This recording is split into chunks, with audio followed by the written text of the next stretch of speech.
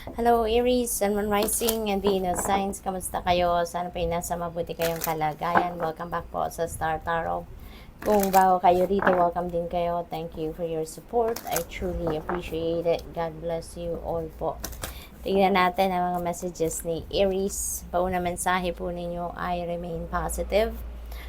Aries, ibig sabihin nito, no, na inaanyayahan kayo ng universe to be, to remain positive at huwag kayong panghinaan ng loob, huwag kayong, ang tawag dito, huwag kayong malungkot, yung gano'n, no, and remain positive about your situation. Kasi kung ano man yung medyo mahirap na pinagdadaanan ninyo, no, kung meron mang mga pagsubok, huwag kayong sumuko, continue to work on it, no, pagpatuloy ninyo kung anong ginagawa ninyo para ma-solve ang inyong problema or malagpasan ninyo yung inyong mga obstacles, kasi nandoon na kayo kumbaga maybe one last push na lang ang kailangan ninyong gawin dito, and you will be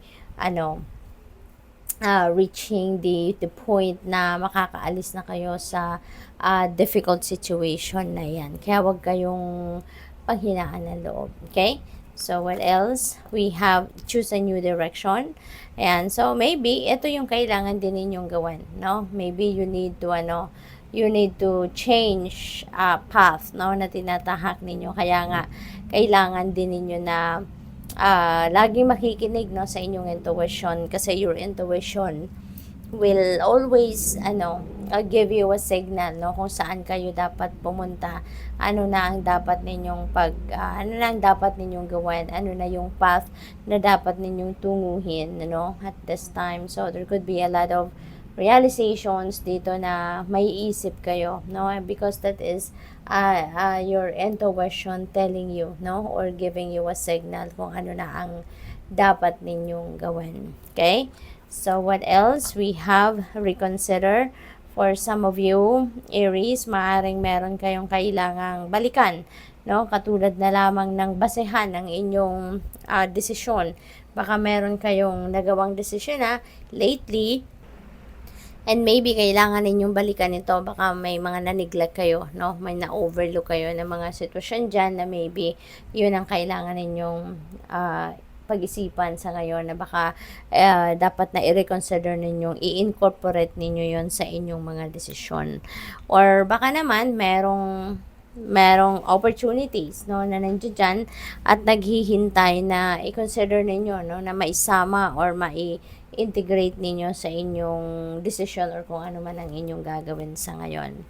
We have romance. Ayan. So, yung romance na to, this could be union, no, of two people. This is a strong bond between two people in love.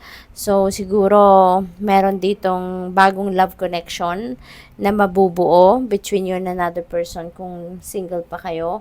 Pwede rin na, bagong pakikipagkaibigan, no, ang mabubuo dito, and maybe you are going to, or yung pagkikipagkaibigan na yan will develop into a romantic relationship. So, hindi ito magre-resonate sa lahat, pero yun lang ang napipick up ko dito for some of you na sitwasyon. So, tignan natin kung ano pa ang ganap. Possible din na baka merong romantic relationship dito for some of you na baka magle-level up na, no? Parang ganon. So, siguro meron ditong magpo-propose na, merong magpapakasal na, yung ganon. So, good luck sa'yo. What else? So, we have find your night self. Ayan.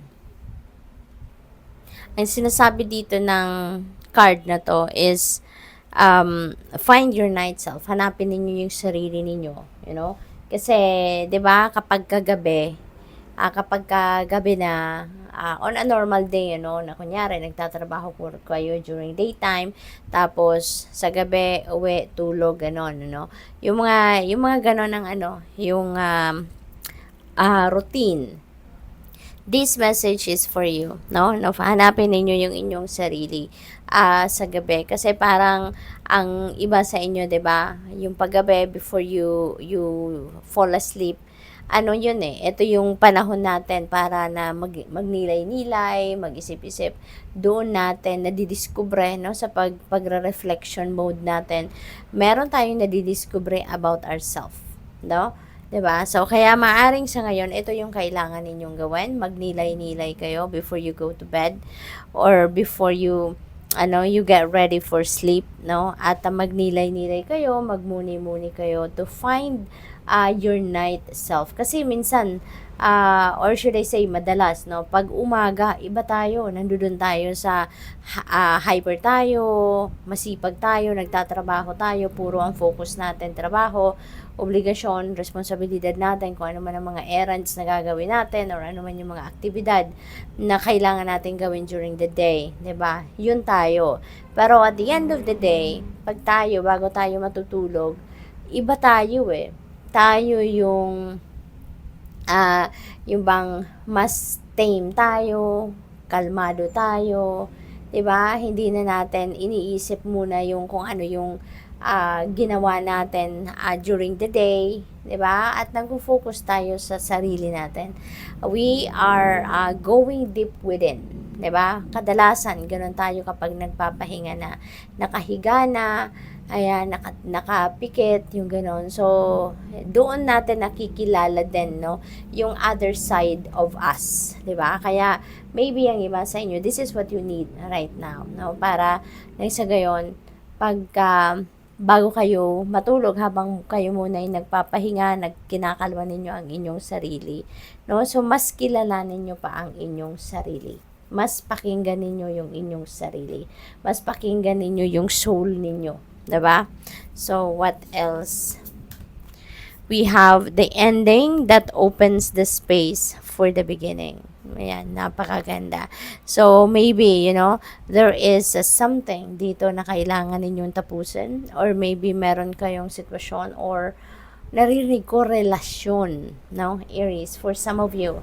No, this is our reading for the collective, kaya hindi lahat magre-resonate sa inyo, no, but meron akong naririnig na relasyon. So maybe there is a relationship, not necessarily na love and romantic relationship ito, no, pwede rin naman na a platonic friendship, no, yung relationship na to, or kung ano pa man, baka business partnership, no. Basta meron dito na parang siguro merong magtatapos na relationship, and because you are making room, no, for something new or for someone new. Maaaring toxic, no, yung relationship na to para sa'yo. Maybe ito yung mensahe na to na choose a new direction. This could be related to that relationship. Kasi baka hindi na to nakakabuti para sa iyo, baka toxic na talaga to, unhealthy na yung relationship na to, kaya someone is going to leave someone dito, no, merong tatapusin ng relationship.